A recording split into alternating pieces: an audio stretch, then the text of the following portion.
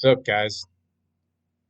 I'm sitting in a hotel room in Washington, Indiana, half in the bag because we got rained out at Wagler Motorsports Park for his big pull. Can't control what Mother Nature deals you. Um, Good day, though. Thanks to Austin Boyd for the tour of Boyd Motorsports. You guys, unbelievable. You guys kill it.